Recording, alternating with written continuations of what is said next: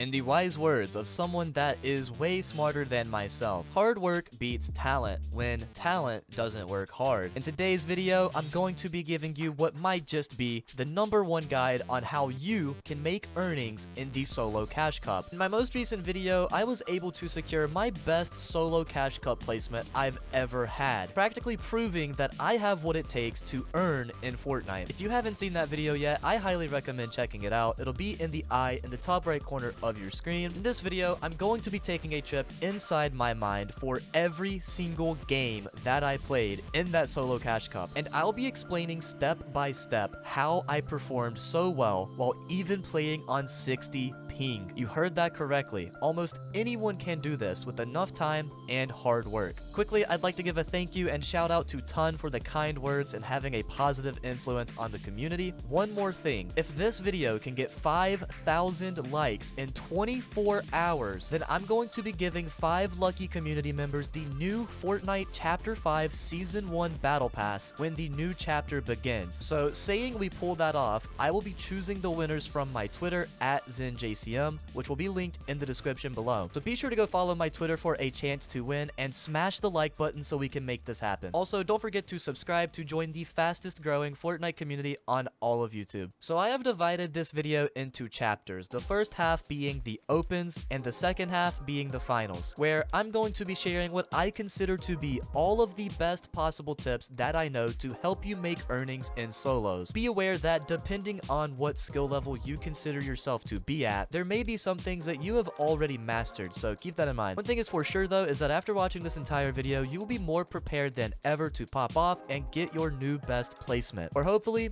even your first earnings. Let's start right here in game number 1 and all of the tips that I believe you'll need to know starting out. Heading into your first game of opens, yes, this is going to be a W key game, but that does not mean that you have to go and land at Tilted Towers or anything like that. Notice here I'm at Lonely Lodge. This is my job spot. The reason I like this spot is because you find all of the shield that you want to carry, and then you can just hit mushrooms so that you don't have to waste your shield. Once I get my loot and a decent amount of materials, that's when I start my W key. Now hearing this, some of you are likely thinking, I'm not the best fighter and I do not like to W key. I need you to trust me on this next bit of advice. Any pro will tell you that you have absolutely no reason to not W key in your first game of opens. Consider this, it is by far the lowest skill lobby that you're going to have in the entire tournament. And even picture the worst case scenario. Let's say you die in the very first fight that you take. Sure, initially that seems like a bad thing, but in retrospect, you can consider the fact that you're going into the next game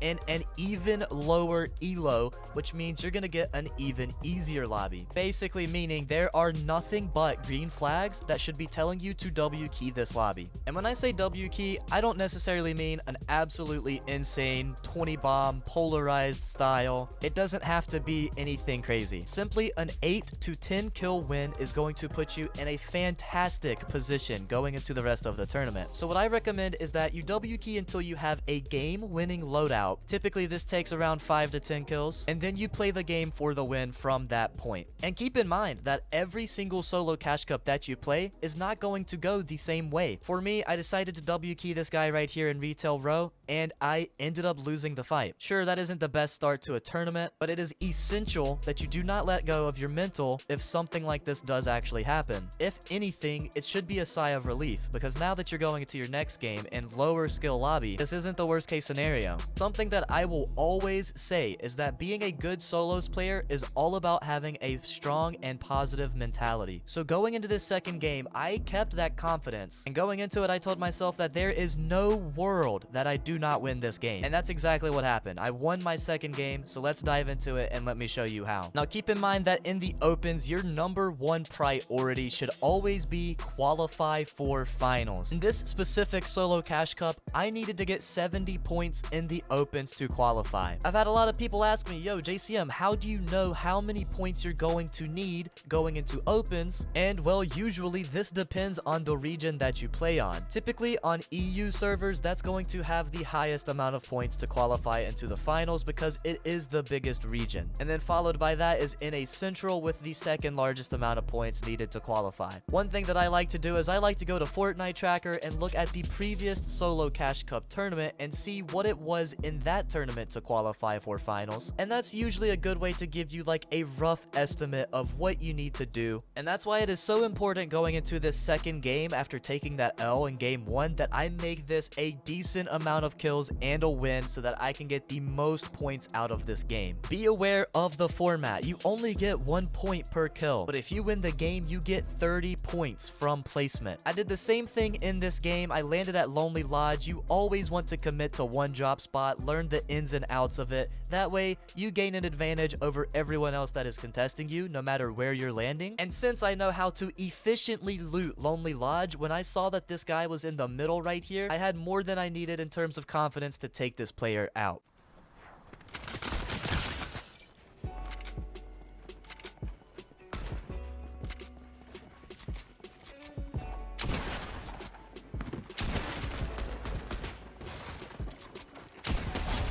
Notice how the moment that I am aware that I have the health advantage over this player, instantly my first instinct is to take height above this player. When in doubt, generally having high ground is going to give you benefits in a fight, and honestly there really is no depth to this fight. This player wasn't the best and I was able to just stay above him and get free shots. I don't know if he was out of mats, but he just did not build, and it honestly made it really easy for me. Notice how the first thing after I eliminated that opponent that I did was I go right here and I get full HP off of the mushrooms. You need to get into the habit of right after a fight, no matter how easy or difficult the fight was, what is your health bar at and what is the most efficient way that I can get my health bar to max. A lot of times you might not even realize it, but there are methods to healing up your health bar that does not require you to waste the heals that you find. Sometimes the opponent will drop heals for you, or sometimes it's as easy as just eating mushrooms. So that is what I would consider to be my off-spawn fight. A lot of times you're gonna have someone that, even though they didn't land directly on you, they're going to be around your POI, and once you win that fight, what I like to do normally is I like to stick to the outer edge of the map, and I will rotate into the other POIs next to me, and these are really good spots to take more fights because the odds that you get third-partied on the edge of the map are a lot smaller than if you were in the middle of the map, meaning that I can take a fight with someone without the fear of getting third-partied. I'm not gonna lie, this next kill was an absolute freebie. I don't know if his controller disconnected, but yeah, free kill, not gonna lie. But even if I did have to build fight this player and he was decent at the game, it still would have honestly been an optimal fight for me to take. So after that, notice how, again, I'm pushing an edge map POI, Lazy Links.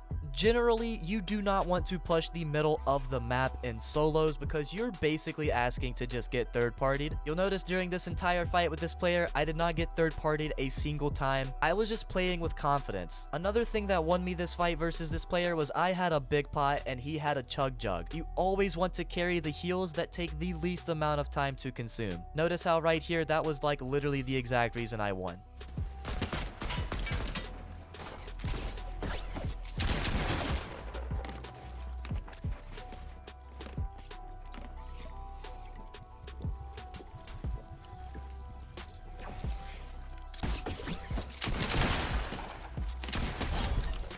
Once I won that fight, I decided to stay in Lazy Links because I noticed I still had zone and I don't have max materials. So I figured now's a pretty good time to go ahead and max out my mats if I find some better loot, that type of thing. So right here, I was just farming up when I noticed another person rotated into Lazy. And again, I'm just taking this fight confidently. I know I'm in a good spot. In my head, there is no way that this player eliminates me.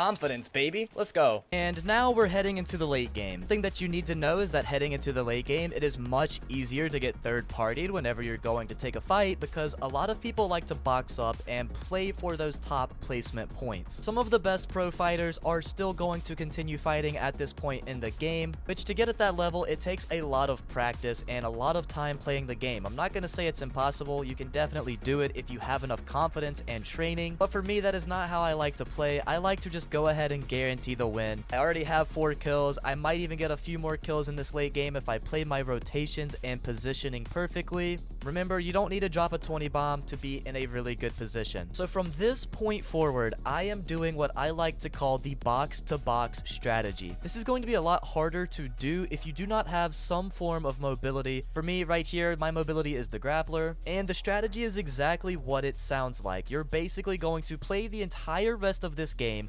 using the grappler to go box to box on the map. Whenever you're using this grappler to rotate, you need to have a really good awareness of where you are on the map and exactly where the zone is pulling to. And this might be the most important thing I've said so far, is in these moments, do not be afraid to make power plays. For example, if you notice that the zone pulls up a hill and that if you get to the high ground of that hill, it will give you greater odds of winning, do not hesitate to make that play. More often than not, this play is going to be what allows you to win your game. In this late game, really pay attention to how I use the grappler, where I decide to rotate using the grappler. You'll also notice that more often than not, I'm staying ahead of the zone, which allows me to kind of hold people behind me on every rotate.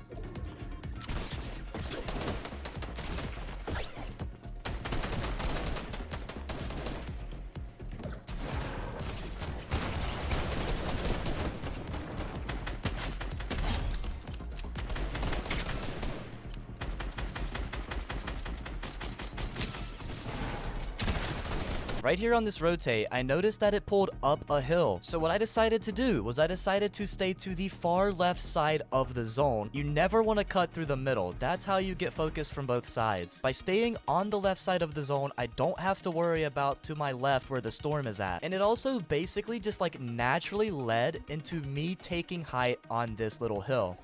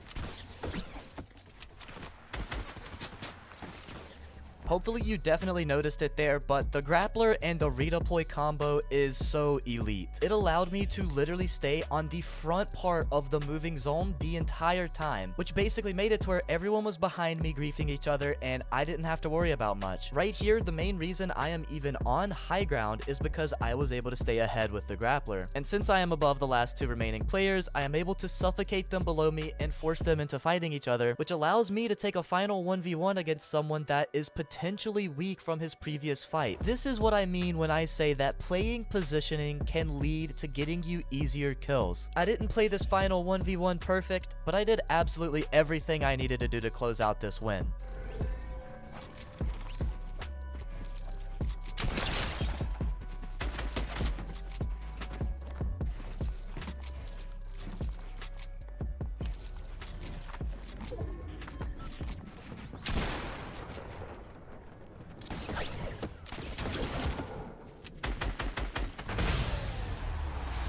So after that game, even though it wasn't a super high kill game, I am now halfway where I need to be to qualifying in just one good game. Which means from this point out, if I play super consistent for the rest of the opens, I should have no trouble getting 70 points. In fact, all I really have to do is average like 8 points a game. But this is where I need to mention the harsh reality. It doesn't matter if you are Little Timmy or Booga, you are going to have bad games. I ended up dying 2 games in a row actually right here. My third and my fourth game were pretty much absolute duds. And if anything, this just goes to show that you don't have to play absolutely spectacular in order to get a really good placement in opens. Now, for the sake of time, I'm only going to break down one more of my opens matches, because if I broke down every single game from the opens, this would be like a 1 hour plus video, and not everyone has that kind of time. But what I'm going to do is I'm going to break down the game that I actually qualified to finals in. And right after this, I'm going to show you how my finals went and how you can earn in a finals game. So definitely stick around. Hopefully you're enjoying the video so far. Now, we're starting off this game with an off-spawn kill. In Season OG right now, the chances that this player has full shield are very, very low. Knowing this, and knowing the fact that this player had no clue I was right here, I decided to start off the fight with an SMG beam. I know that the player won't expect it. It gives me a massive health advantage, and watch how easy this off-spawn fight is.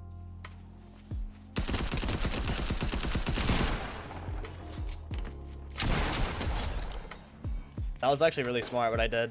Naturally, I go back to the Lonely Lodge area. I'm looking for those mushrooms to remax my shield, and this next fight that you're about to watch was easily the best fight in this video. I want to reiterate that you need to have confidence in fights like this. Pay a lot of attention to how patient I am fighting this box fight. You're gonna notice that there was almost no moments during the whole fight where I 50-50 jumped in or did anything that really isn't that logical. And even though I'm on 50 to 60 ping, I'm not afraid to fight back and try to take walls. I cannot stress enough how important that is. You cannot let your ping determine your skill as a player. I absolutely worked this guy.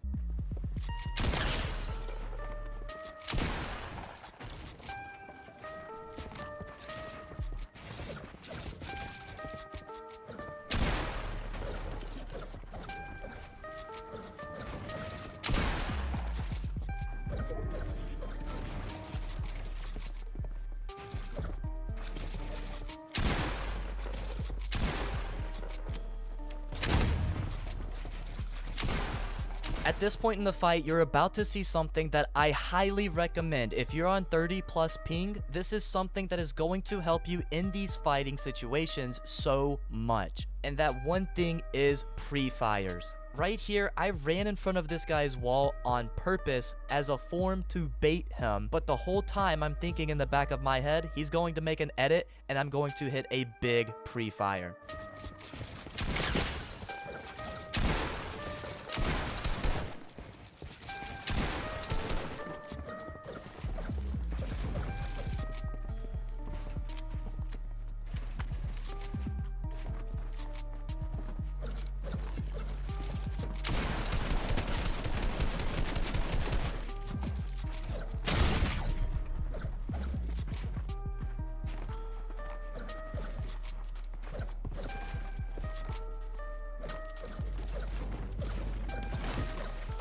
At this point of the fight, we are both now boxed up. We are also both aware that each other are very weak. So I go to get this Chug Jug off. I know that sometimes it may seem very difficult to get off a Chug Jug, but I knew that this would work because of how weak the player was. And honestly, he just ended up letting me get off the Chug Jug. And now that I'm max HP and aware of the fact that I have no more heals, I'm going to full send this player and give him everything I've got.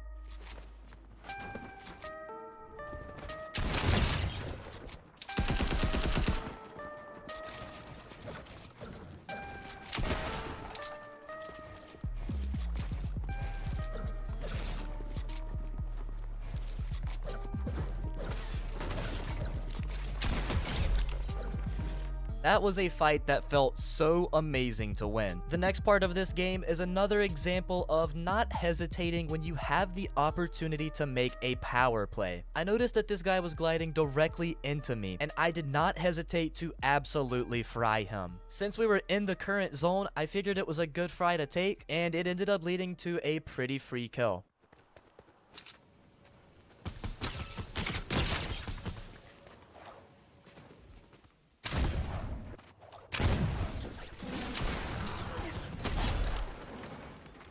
After I got that elimination, there's one really important thing I want you to notice. Well, a couple things, actually. The main thing is that I'm already at 64 points, and if I know that qual is roughly going to be 65 to 75 points going into this, then it's at this point in the game that I want to stop taking fights, because simply getting a top 5 is going to be enough to qualify me for the finals. Another thing I want you to notice is take a look at my loot. One thing that you will notice about it is that I have 3 mobility items and no heals whatsoever. Now, clearly it isn't ideal to have absolutely 0 heals, but with the way that the loot pool is in Season OG, I was struggling to find some shields. So I said, okay, well, for the lack of heals, I am going to compensate, and I am going to carry more than enough mobility items. That way, I can become an escape artist. What I mean by this is, since I don't have heals, I have all of this mobility to avoid fights that would potentially lead to me taking damage, because obviously if I don't have heals, I need to take like 0 damage, and that becomes 10 times easier when I have all of this mobility. So this is how I'm going to do this. I have 2 Rift-to-Gos, and these are the 2 forms of mobility that I'm going to go with first. What that allows me to do is save all of my grapples and redeploys for the very end of the game, and so long as I don't take any stupid fights, I should easily be able to guarantee a top 5, therefore qualifying for the finals.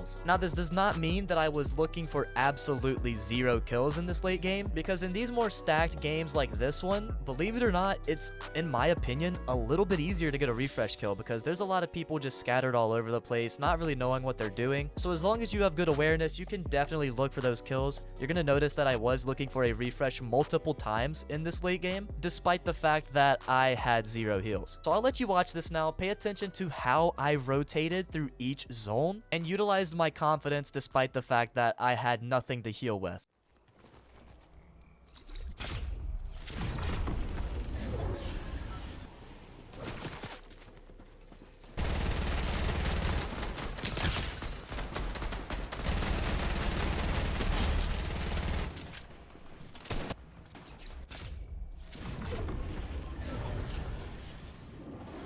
Something really important about using Rift-to-Gos is that you can stay at max height and extend the amount of time that you are in the air, and in this amount of time, a lot of people are going to get eliminated during the rotate, so just by sitting in the air, you're basically guaranteeing yourself a lot of points from placement. And then when it came time to land, I decided, okay, I might try to take high ground because it looked pretty free. And at first it seemed like it was gonna work, but then this guy landed on me kind of late, and something I want to stress is that you should not hesitate to give up high ground if you do not feel comfortable playing for it. You don't have to have high ground to win the game, especially not this early on into the late game when it can get griefed multiple times by someone with a grapple, etc. So notice how right here, in my mind, it was the logical decision to give up the high ground, and honestly, I'm so happy I did, because you're gonna see just how well I do in this late game.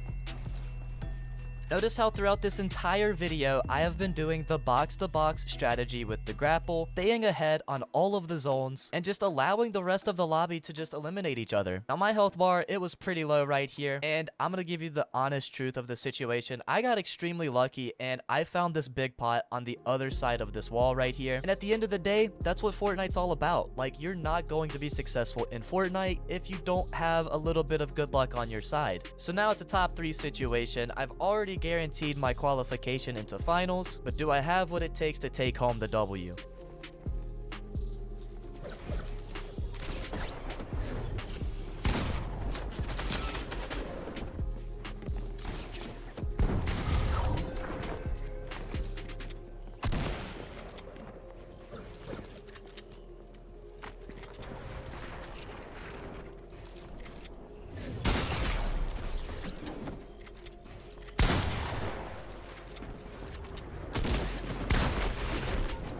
So I whiffed the shot and I tossed an easy win, but had I just shot him in the chest, he would have died because he was on 2 HP if I'm not mistaken. Regardless, he was really weak. If you just hit your shot in that situation, you will win the game. So that's going to wrap it up for the opens portion of this video. I know that this video is kind of dragging out a good bit, but now we're going to head into the most fun part, and that's the finals. This is the part that most of you probably clicked on this video for. And this is by far the best game I've ever played in solos ever. Let's dive into it and let's see if I can't help you to get your first earnings, or at the very least your best placement. The one thing that you need to have in mind about going into finals is that kills give you almost zero benefit whatsoever. The only time that you really want to go for kills in finals is in the late game. Unless you just have extremely bad loot out of your off spawn, then it might be worth it to take one fight to get better loot. You're gonna need to have game-winning loot. But for me, I like to go into late game with 0 kills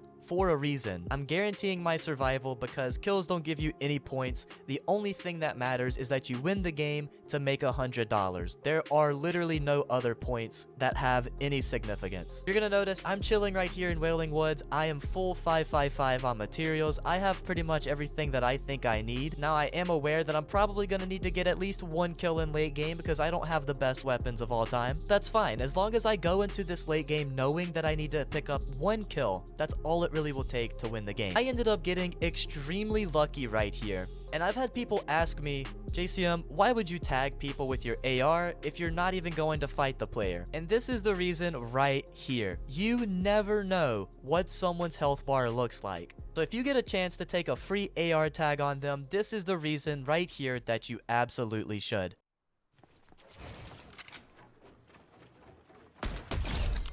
That player had max materials, a grappler, and a better assault rifle. So that was a pretty juicy kill for me to snag. And to make matters even better, right after that, I ended up getting a free supply drop right where I was. So I was the first person to base under it, I shot it out, and I got some even more insane loot out of this. So yeah, there was a little bit of luck involved in here in this game. I'm not even gonna deny that fact. It's all about how you, as a player, take advantage of good luck opportunities like this and use it into your best ability, perform as well as you can in your matches. So we have absolutely everything that we could ever need in this late game now. I'm going to let you watch how I decided to rotate in this late game and overall just how I decided to play it. But one thing that you're going to notice that I did extremely well in this late game was get refreshes at the exact moment that I needed them. Each time that I would feel that I needed a map refresh, I was able to get the kill that I needed.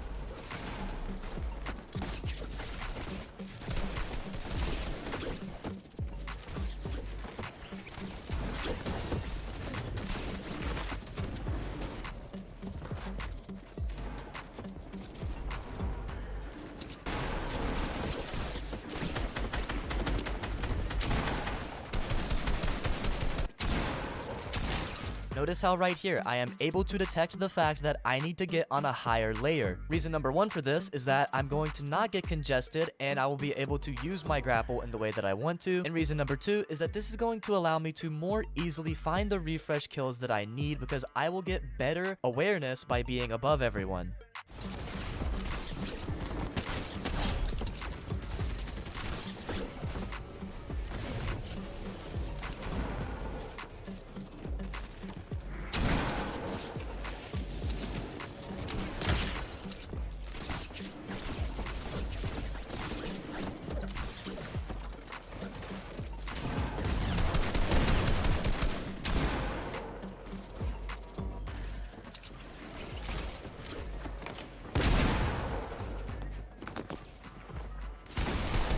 Right here when I'm on low ground, I noticed that the next zone pull goes through the builds that I already placed. So even though I should probably technically be elevating myself on this next rotate, it would be dumb to not utilize the builds so that I don't have to waste any more.